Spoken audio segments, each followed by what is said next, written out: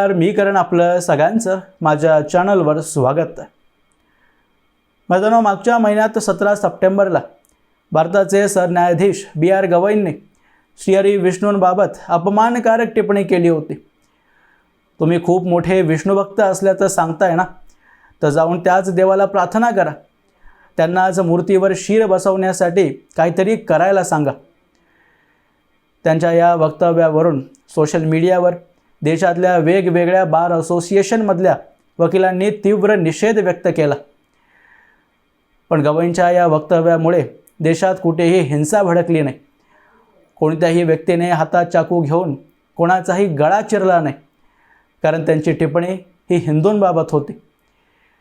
तरीही परिस्थितीची गंभीरता पाहून गवईंनी दुसऱ्या दिवशी येऊन वक्तव्य केलं की मी सर्व धर्मांना समान मानतो, सर्वांचा सन्मान करतो. आणि सोबतच पुढे एक वक्तव्य त्यांनी जोडलं की सोशल मीडियावर न्यायाधीशांचं वक्तव्य चुकीच्या पद्धतीने समोर ठेवलं जातं, त्यावरून न्यायाधीशांची ट्रोलिंग होते आणि या सोशल मीडिया अकाउंट्सवर आपल्याला कडक कारवाई करण्याची गरज आहे. यालाच इतिहासात सामंतवाद किंवा जातीवाद म्हणायचे. आम्ही जे म्हणतोय तेच उचित आहे. आमच्या बोलण्यावर कोणी आपत्ती व्यक्त केली किंवा सोशल मीडियावर टिप्पणी केली की लगेच त्याला कंटेम्प्ट ऑफ कोर्ट म्हणत आरोपीच्या पिंजऱ्यात उभं करायचं.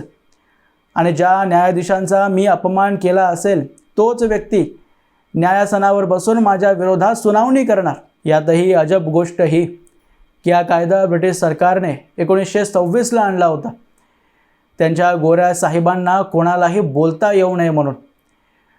पण यात नियतीचा खेळ असा आहे की हा कायदा इंग्लंडमध्ये त्यांच्या सरकारने 2013ला समाप्त केलेला आहे. इंग्लंडमध्ये आज कोणीही न्यायपालिकेच्या निर्णयावर, न्यायाधीशांवर टिप्पणी करू शकतं. आपली मतं व्यक्त करण्यात कोणालाही कंटेम्प्ट ऑफ कोर्ट म्हणून तुरुंगात डांबण्यात येत नाही. पण आपल्या भारतात मात्र स्वातंत्र्यानंतरही यांच्या ब्राऊन साहेबांनी हा कायदा तसाच सुरू ठेवला, कारण यांना न्यायपालिका दैवी शक्ती असल्याचं चित्र लोकांसमोर निर्माण करायचं होतं. पण यांची घरं आज पूर्णपणे काचेची झालेली आहेत. त्यावर कोणीही दगडफेक करू नये या भीतीपोटीच गवईंसारख्या न्यायाधीशांना सोशल मीडियाचा अतिशय राग येतो. पण न्यायाधीश साहेब हे विसरतात की प्रत्येक क्रियेला कुठे ना कुठे प्रतिक्रिया दिसणारच, कारण अजून किती दिवस समाज तुमच्या अत्याचारांना सहन करणार आहे.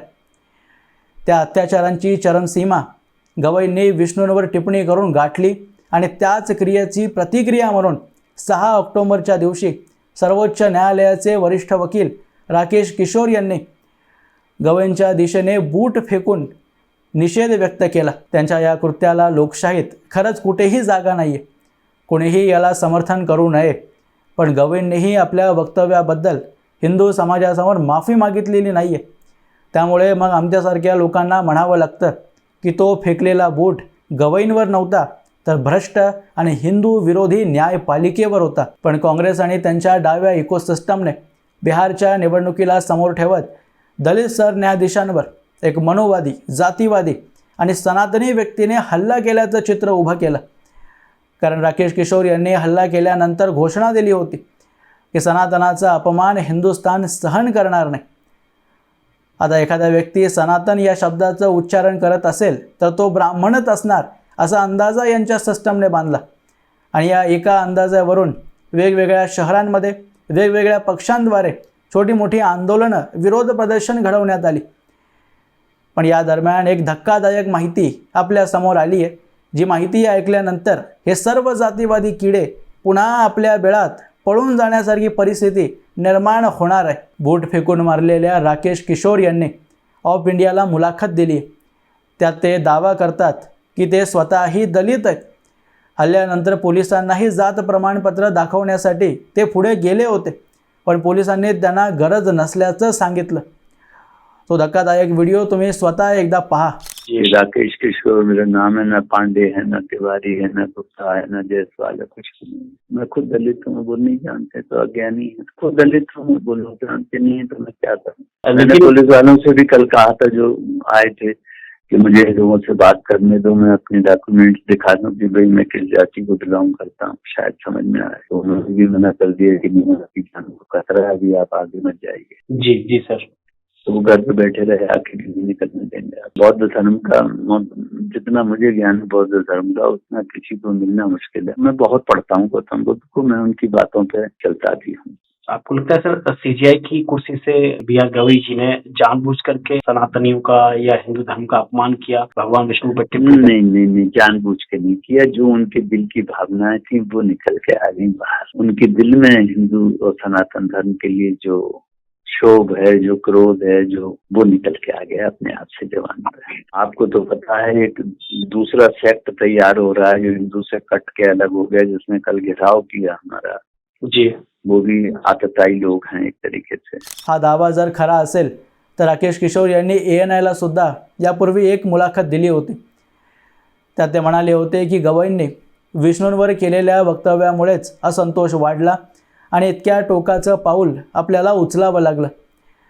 यासोबत त्यांनी हे सुद्धा वक्तव्य दिलंय की भूषण गवई हे मुळात दलित नाहीतच।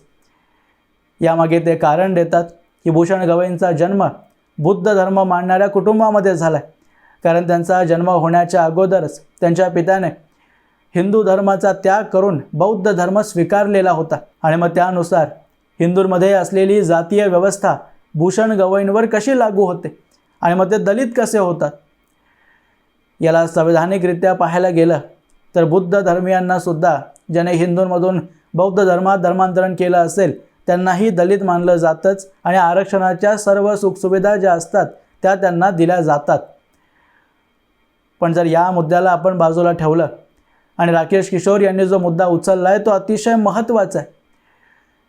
जेव्हा तुम्ही हिंदू धर्मातून इस्लाम, ख्रिश्चन किंवा बौद्ध किंवा कुठल्याही धर्मात धर्मांतरण करता तेव्हा हिंदू परंपरेत असलेली जाती व्यवस्था ही तुमच्यावर लागू होतेच कशी, आणि जे आरक्षण हिंदूंमधल्या तथाकथित कनिष्ठ जातींसाठी दिलं गेलं आहे ते आरक्षण बुद्ध धर्म स्वीकारलेल्या लोकांना का मिळावं हा प्रश्नही महत्त्वाचा आहे। यात खास करून निओ बुद्धिस्ट तर बौद्ध धर्माला हिंदू धर्मापेक्षाही श्रेष्ठ मानतात। त्यांनी जो इतिहास तयार केला आहे त्यानुसार तर भारतात एकेकाळी सर्वत्र बुद्ध धर्मीयच होते, पण त्यांना जर हे विचारलं की त्या धर्माच्या अगोदर वैदिक धर्म लोक मानायचे का नाहीत याबद्दल त्यांच्याकडे उत्तर नाही आहे, कारण वारंवार यांच्याद्वारे फक्त खोटी ठरलेली आर्यन इन्व्हेजन थेअरी पुन्हा पुन्हा रेटून सांगण्याची पद्धत तयार झाली। त्याचे मी अनेक पुरावे देऊ शकतो आणि मी कदाचित त्याबद्दल एक व्हिडिओसुद्धा बनवेनच की ही आर्यन इन्व्हेजन थेअरी किती बोगस आहे आणि याद्वारे ॲट्रॉसिटी लिटरेचर आणि बऱ्याच काही थेअरीज दलितांना हिंदूंपासून वेगळं करण्यापर्यंत या लोकांनी मजल मारलेली आहे। आणि समजा एका सेकंदासाठी तुम्ही जे म्हणताय ते मी खरं मानतो आणि एकेकाळी भारतात सर्वत्र बौद्ध धर्मच होता आणि प्रत्येक निकषात हिंदू धर्मापेक्षा बौद्ध श्रेष्ठच आहे, मग तो धर्म स्वीकारल्यानंतर तुम्हाला हिंदू जातीय व्यवस्थेत जो आरक्षण दिलं आहे ते स्वीकार करण्याची गरज काय आहे। राकेश किशोर यांच्या या वक्तव्यावरून आपण आता स्पष्टपणे हे म्हणू शकतो की एक सनातनी तथाकथित दलित व्यक्तीने समोरच्या बौद्ध धर्म स्वीकारलेल्या व्यक्तीवर बूट फेकला, ज्या व्यक्तीने त्याचे दैवत श्रीहरी विष्णूंचा अपमान केला।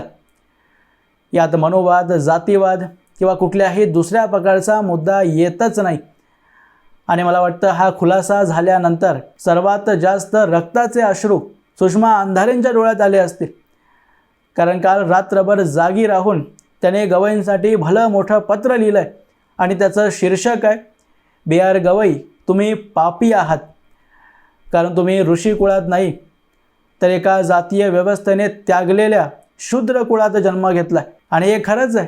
B.R. गवई जर ऋषी कुळात जन्माला आले असते तर आयुष्यभर भिक्षा मागून जीवन व्यतीत करावं लागलं असतं। आजच्यासारखं 7.5 लाख रुपयांचे लुई वितॉनचे बूट घालता आले नसते। भूषण गवईंचे पिता 3 राज्यांचे काँग्रेसच्या काळात राज्यपाल राहिलेत, तरीही भूषण गवई आज दलित आहेत। कॉलेजियम सिस्टममध्ये घुसून जर एखादा व्यक्ती सरन्यायाधीश पदापर्यंत जाऊ शकतो, यावरून तुम्ही विचार करायला हवा की न्यायव्यवस्थेत त्याच्या कुटुंबांची मुळं किती खोलवर रुजली असतील आणि तरीही B.R. गवई हे दलित आहेत। पुढे सुषमा अंधारे म्हणतात की शूद्र कुळात जन्म घेतल्यामुळे तुमच्यावर हल्ला झाला त्याचा निषेध करण्यासाठी फक्त 5 वकील समोर आले आणि पंतप्रधान नरेंद्र मोदींनीही ट्विट उशिरा केलं। सुषमा अंधारे म्हणतायत ते अगदी खरं आहे, भारताची संपूर्ण न्यायव्यवस्था, त्यात काम करणारे वरिष्ठ ते कनिष्ठांपर्यंत वकील हे मूर्ख आहेत, कोणालाच काही कळत नाही. फक्त B.R. गवईच हे सूर्यासारखे तेजोमय आहेत, जे इतरांना सहन होत नाहीये. योगींची बुलडोजर कारवाई थांबवायला आपल्याला परमसंतोष प्राप्त होतं. ही टिप्पणी परदेशात जाऊन गवईंनी करायची. 4 भिंतीच्या आत कॅमेरा सुरू असतानाही लाईव्ह आपल्याला सर्व लोक ऐकतायत हे मनात माहिती असूनही श्रीहरी विष्णूंबद्दल आपत्तीजनक टिप्पणी गवईंनी करायची. आणि आज जेव्हा लोक त्यांना शिव्या घालतायत, त्यांच्या विरोधात निषेध प्रदर्शन केली जात आहेत, तर त्यांच्या समर्थनात सरकारनेच यायचं.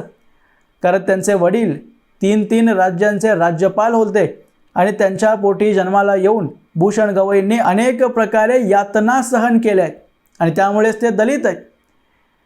या सर्व घटना पाहून खरंच आज वाटतं